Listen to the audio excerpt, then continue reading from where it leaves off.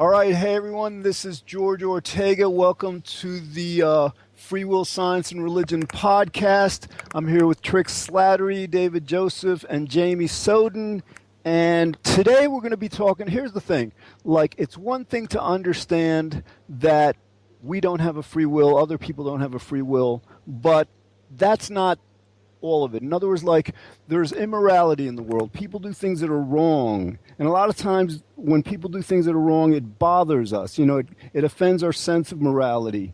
So basically in this episode, we're going to talk about how to navigate that, how to not just understand that free will is an illusion, but how to apply it in our lives. So when people do things that are wrong, we don't just let them off the hook. We don't say, well, they don't have a free will, so we hold them somewhat accountable in a certain sense, but the other important part is that we don't allow their negative, immoral behavior to affect us. All right, so Jamie, start us off. How are we going to address this? What you have a specific instance in mind that we can explore? Yeah, because there's someone I was arguing with on Twitter with my Almighty Canine account, right? Someone was trying to justify the possession of abuse imagery. Not fictional drawings and stuff like, called Lollicon and Shotacon. That's different, that's the realm of thought crime.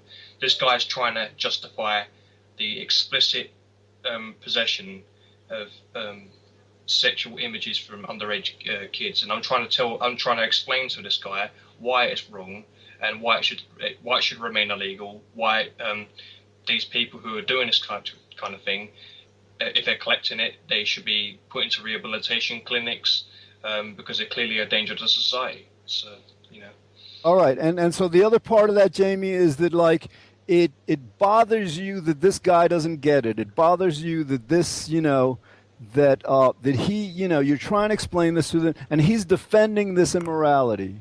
Yeah, it's getting stupid now, and it's pissing me off. All right, so Trick, how would you respond to that? How do you? Well, go ahead. I first want to know how he's defending it. Like, what is he saying to defend the position? I guess. Hold on, let me go to the Twitter thing. Hold on. Because it's kind of important that we get absolutely the understanding of actually how he's trying to justify his position on that, and is he using the free will thing as a justification, and if so, how and in what sense? Yeah, because he's saying in one comment he was saying he said he doesn't think it's wrong to own child porn images if you don't get involved in making a market for it. But I'm trying to explain to him, but by downloading these things, and especially if you're paying for this sort of thing, you are in a way contributing to the black market. Right. I mean, that's what I'm trying to say to him. Right, and you're right. It's basically the moral part of it is what it's actually doing in the future. It's actually causing other child porn to happen, basically. So exactly. So you gotta, right. It's cause and effect, basically. Right. So let's clarify, from his standpoint, he's not defending it relative to free will. He's not saying, well, I don't have a free will, so you can't blame me. He's simply saying that what he's doing, he doesn't believe is wrong. Yeah, he doesn't believe that it's wrong to possess these images, and I'm trying to make him see why it's wrong, but it's not sinking in. And I've also tried to tell him that there's no such thing as free will, and he also blamed in one comment it was saying that kids are out there, quote unquote, out of their free will made these images or something along them lines. And I'm thinking, is this guy off his rocker? You know what I mean? Yeah, okay. and to me, this seems like he probably doesn't recognize the whole cause and effect thing. I mean, that the fact that certain things that we do are actually a cause to the next effect, and obviously he can't. I mean, his causal line has led him to think this. Like he's reached this point where he doesn't understand that he has this causal influence. So he doesn't actually have the free will to understand otherwise. Now you're trying to explain to him otherwise, but sometimes explaining to a person otherwise doesn't really sink in. so that you're trying to causally influence this person to agree with you, but the psychology of people built in doesn't necessarily accommodate for that. Yeah, and I tried to explain to this guy. I know I know a friend, and I speak to a friend, Chandler Klebs, because he was molested when he was a 2-year-old and stuff. And I said this to this other guy, and I said to him, he doesn't want revenge, but at the same time, we're not going to go and excuse, the crimes that these people do. We still believe that they're sick and that they need to be corrected, All right, but again, Trick, so, like, what would you say to Jamie? Because, like, the part we want to deal with now is, like, fine, we can tell this guy whatever, try to instruct him in morality. It may or may not work, and it apparently isn't working. So what we're dealing with now is how can, like, Jamie listen to this guy and not be, emotionally upset at his not getting it, at his, like, defending immorality. Right. And Jamie has to also understand that this guy, his whole psyche came about through a whole causal chain of events. Yeah. That if you were in his position, if you'd think the same thing he does, you'd think the same incorrect thoughts, basically. So we have to account for that. We have to understand that, okay, this person, I'm not getting through to him, but there's a reason I'm not getting through to him, and it's probably not necessarily the way you're trying to argue with him that's the reason. It's probably something else. It's probably something built into his psyche that doesn't allow for it. I read an interesting article the other day of how people with basically misinformation or faulty beliefs, when they are showed the evidence for why their belief is wrong, they tend to fight back on it, and they tend to actually become stronger within the idea that of their own original incorrect belief. So it's just that basically their psychology makes that belief become actually stronger because they're fighting so hard against what the person giving the correct information is trying to tell them. So it's this game that we have to kind of play to psychologies of people that we have to understand why they're actually fighting so hard against it. Yeah, but it does become frustrating when they're when they're defending flat out immoral behavior. This kind of stuff is really damaging to kids and stuff. They grow up with all sorts of problems like depression, drug addiction, and all sorts. And to counteract that, we need to stop these people from trying to justify this sort of immoral behavior. You know what I mean? Right. All right. So David, what would you tell Jamie to, because it's one thing to understand. Jamie understands, cognitively, intellectually, that this guy doesn't have free will, but, that's not enough. He's still upset by this guy's inability to understand this and this guy's immoral perception. So what would you say to Jamie? Well, that's a difficult one, to be honest with you. I'd ask the guy if he has any kids himself, or does he have nieces, nephews, or anything like that? And if he does, well, would he mind those people being abused and having pictures taken of them? Right, but let's address it actually in an even more fundamental level. Let's say, because from hearing Jamie, it seems like it doesn't matter what Jamie would say to this guy. This guy, who knows? Maybe he may have some psychopathic structures or whatever. So he may not be able to get it. So let's take it from that perspective. Now, Jamie's tried everything he can. The guy doesn't get it. So how does Jamie not allow that this person's not getting it to to upset him? How does he counteract that? Well, I think it's a case of hate the sin, not the sinner kind of thing. Just realize that he doesn't really have the free will. He's not really in full control over all his thoughts and emotions and whatnot. So if you can apply that to him, I'm trying my best not to get upset with him. You know what I mean? I'm not calling him names and stuff, but I have mentioned to him.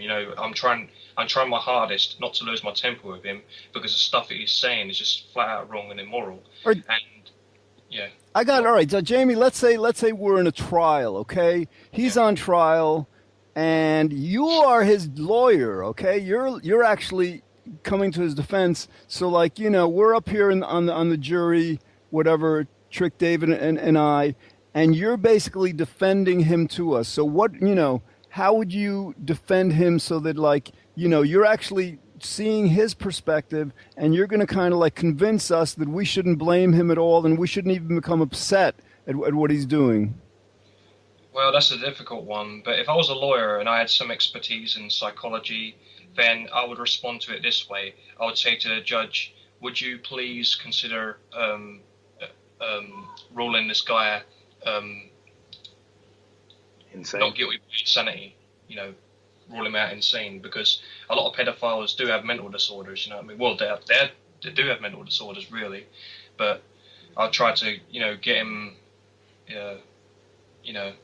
sectioned in a mental institution, like, like the places in Broadmoor, Right. So you're saying when you see it from a mental health standpoint and rather than a morality standpoint, it's easier to accept and understand. I mean, if I had some expertise in psychology, like if I was qualified for that kind of thing, as well as being his lawyer at the same time, and I was coming to his defense, I would try to, get a judge, well, these people don't have a free will, and it's been proven, over again by neuroscience that, free will is impossible.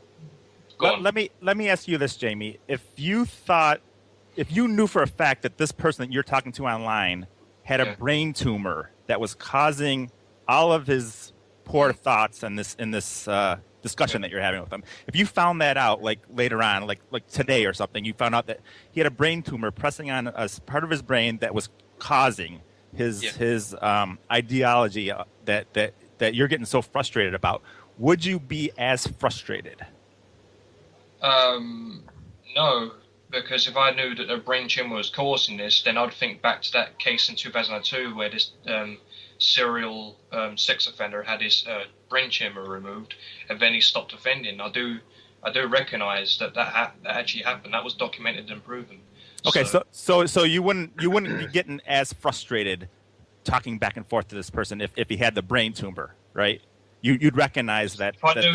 If I knew that the removal of the brain tumor would stop him from doing these kinds of things, then yeah, I wouldn't be getting as angry about it. But let's say that it's an inoperable. He can't remove the brain tumor without dying. Would it still frustrate you that he's saying those things? Well, that's a difficult one to tell you the truth, because on one hand, you want these people to stop, trying to justify these kinds of things, and the stuff that he comes out with, it's leading me to believe that he has actually done this kind of thing at one point in his life. He's actually gone after these kinds of images. And I'm thinking if he has done, then something needs to be done to stop this guy. You know what I mean? Right. And let's say that something needs to be done to stop this guy. He has the brain tumor. Something needs to be done to stop him. Would you still be frustrated with the fact that he's doing what he's doing? Would you still take that blame onto him? I would try. Well, put it this way: if I knew that the brain tumor could be removed, and if it would stop his behaviour, I would try to, calm myself down about it. And well, let's say we could just stop him some other way. We can't stop him thinking about it. We can't stop him wanting to do it. He still has the brain tumor. He still wants to do it. He still has the drive to do it. But we could stop him some other way. We can prevent him from access to whatever somehow. Yeah. Let's say we could do that. Are you still frustrated with what his brain is doing? That it wants to download these things? If I knew that there was a method that we could use to stop him from thinking this way, then it wouldn't be as frustrating, because I knew the law would be backing. Okay. So basically, what you're saying is, if we could fix the problem, if the problem could be fixed, that's what's frustrating you the most, is the fact that it's not getting fixed. It's not the fact that he's actually thinking these things. It's the fact that this problem isn't getting fixed, and that's what's causing most frustration within you. Is that correct? Yeah, that's correct. Yeah, I mean, he brought up this issue where kids.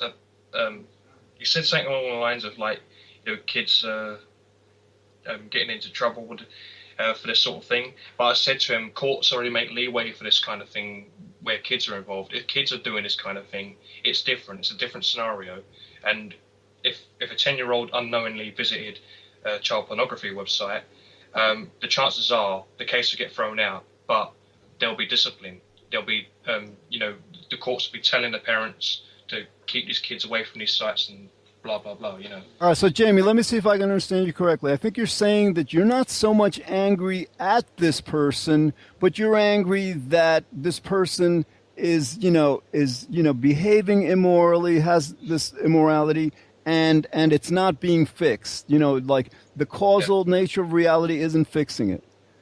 Okay, so then we go back, we pull back from him as the agent, or the identified agent to reality. Then the question becomes like, so how do we deal with that? So like reality, there's famines and there's a lot of pain in the world that is caused by reality. How do we come to terms with this under a free will paradigm? David, what do you think about that? Could you rephrase that? How do we come to that? Sure. Okay, so in other words, Jamie, Trick got Jamie to understand that, or they explored the idea that like Jamie really isn't angry at this person, for the person's immorality and for the person's inability to understand the immorality of what he's doing. Jamie's upset that the immorality is happening, that the universe, whatever you want to call it, the causal, chain of events is not fixing the problem, is allowing this problem to continue. And, naturally Jamie's concerned for the harm it causes. So in terms of like Jamie being bothered by it, basically we have to go from the person who's doing the immorality to the universe, or whatever we want to call this chain of cause and effect that is making reality, that makes this person do that. So how do we apply this no free will perspective to this chain of cause and effect? If I understand you correctly, I think, are you talking about like we go for a solution changing the environment to kind of promote the ideas that we see as healthy and viable? Well, no, this is more like, David, all right, human beings don't have a free will, right? So like, logically, you can't blame us for anything. This guy that Jamie's talking about, we can't logically blame him because it's not up to him. But Jamie is still upset at what he's doing. So if Jamie is not blaming him, Jamie's blaming reality. Jamie's blaming this chain of cause and effect. Trick, you want to try to explain this a bit more to David to, basically reiterate what I'm saying? Yeah, I mean, it's some good points there, George. Like if we were going to think about what this reality is doing to, say, animals in the wild, how they suffer through certain means, insect infestation or something like that. So some animals suffering through this process that isn't some freely willed process. It's just a process that we know happens, but yet the animal's still suffering. It could be frustrating to us that it's happening and that there's nothing that we could do about it. But we understand that there's nothing that exactly. It's like getting frustrated with a broken machine, isn't it? Really. Right. It's not. We're not blaming something. We're blaming a process. Basically, is what we're blaming. We're putting the blame on that there's this process that's happening that we can't fix, or we can't, at least at that point, fix. That's not the same to say that we can't really fix. We could do what we can to try to lead to these events, and that's, I think, what Jamie's trying to do. And yet he's being he feels he's being unsuccessful. So it's this unsuccessful feeling that I think is causing the frustration. It's like if you try to save an animal, but then you fail in saving that animal, you can become frustrated because of that. But yeah. Actually, all right. Now that's an interesting point. So, Jamie, is that the case? Is your frustration more at the fact that it's happening, that the universe causality is making this person behave this way, or is it the frustration more about your personal role in it, that you're trying to get this guy to understand something, and you're frustrated by your lack of success with it? It's frustrating the fact that this kind of process is happening. This whole thing where reality has caused him to be like this, trying to justify, what he is justifying. And I'm trying to explain to him why it's wrong. And I do acknowledge that, there's other black markets in the world. You've got black markets with like foreign slavery. You've got black markets with poaching and, where they cut ivory of animals and sell them and stuff like that. But still, this doesn't excuse the fact that pedophiles are collecting abuse imagery. It's still fucking wrong. Right. Or so I pose this actually as an either-or question, and you actually might be frustrated by both. Frustrating that it's happening and frustrated that you're not, you're powerless to change it. All right, so David, so like, do you understand better, what Jamie's dealing with? It's not the fact that the guy's doing what's immoral. It's the fact that the immorality is happening and that Jamie's, powerless to affect it, at least that, in the present time. So given that, what would you say to Jamie to help him resolve this? I don't know. I don't know, to be honest with you. I'm still all for, trying to change the environment. Perhaps just, hang him. Just find out where he lives and hang him.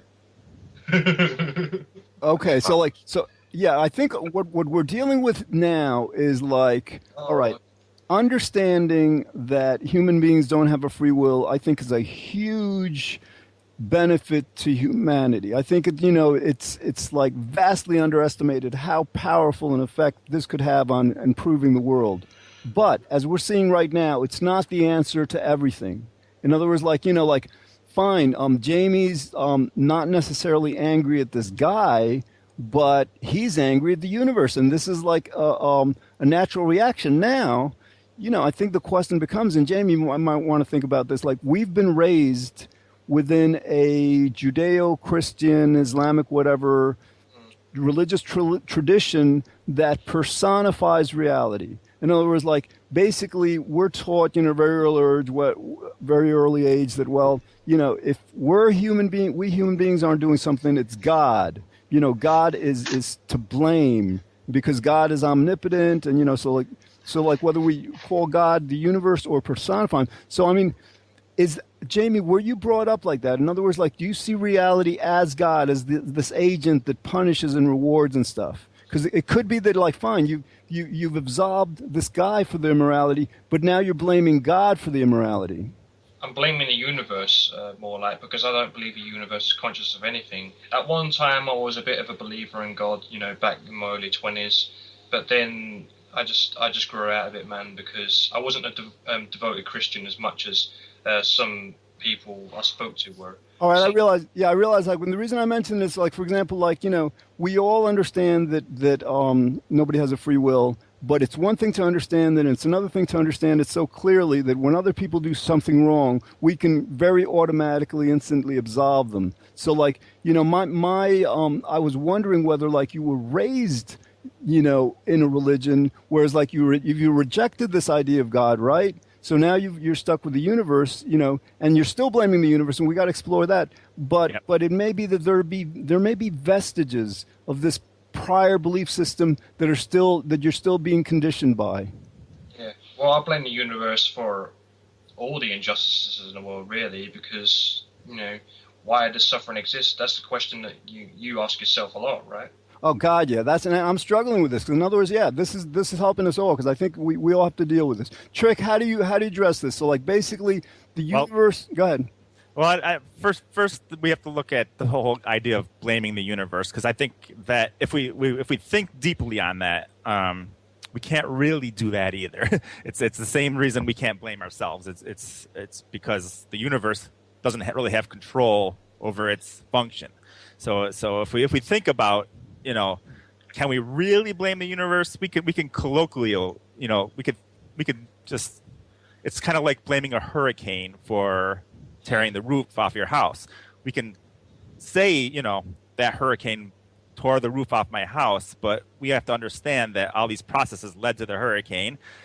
And we can try to blame those processes, but then we have to understand that processes led to those processes which led to the hurricane. So it's the same thing. The universe doesn't have control over what it's functioning, what it's doing at any given point. It's just a cause and effect chain that leads we'll say to the Big Bang, or if we want to postulate something before the Big Bang, whatever.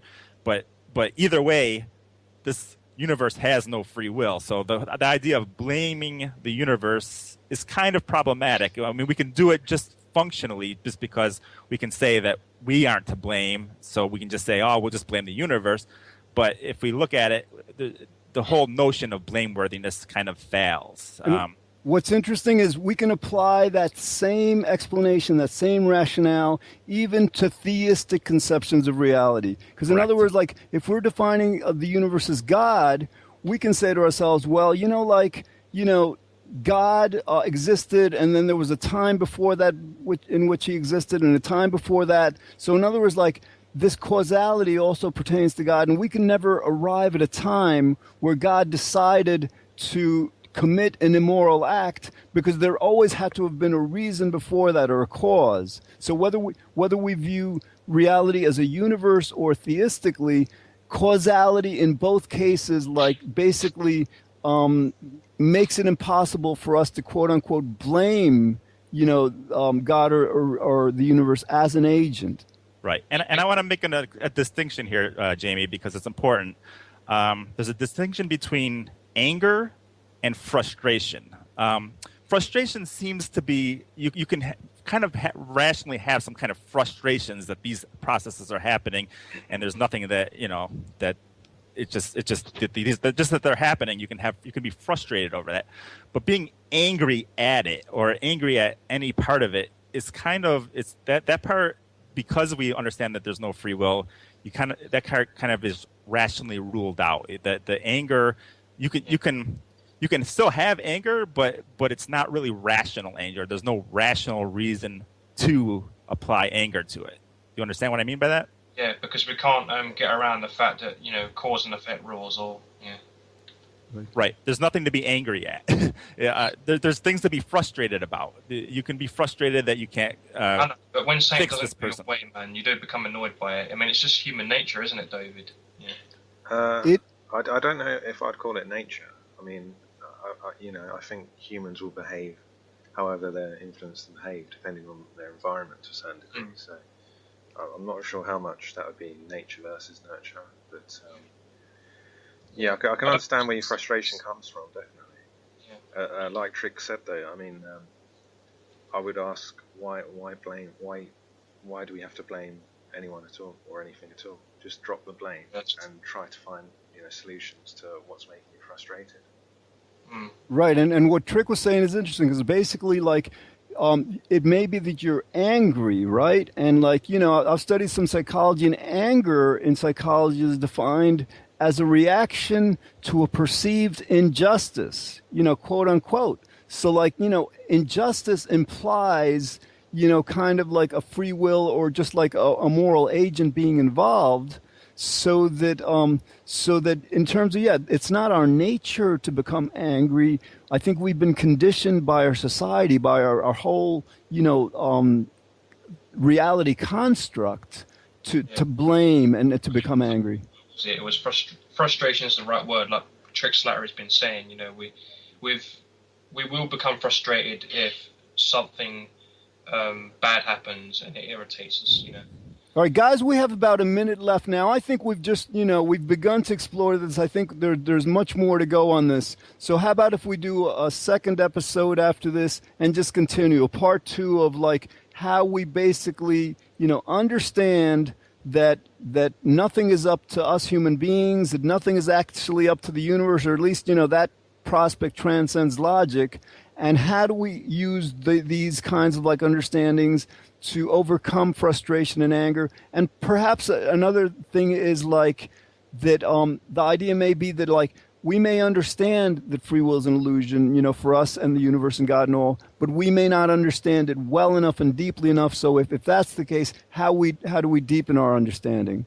All right, guys. So like all right, this is George Ortega, Jamie Soden, David Joseph, and Trick Slattery for Free Will, Science, and Religion. And we'll be back again. This is part 1. We're going to be back with part 2 to continue exploring this, because this is like, this is the heart of why understanding free will is impossible matters and such a benefit to the world. Okay, thanks for listening. We'll see you next time.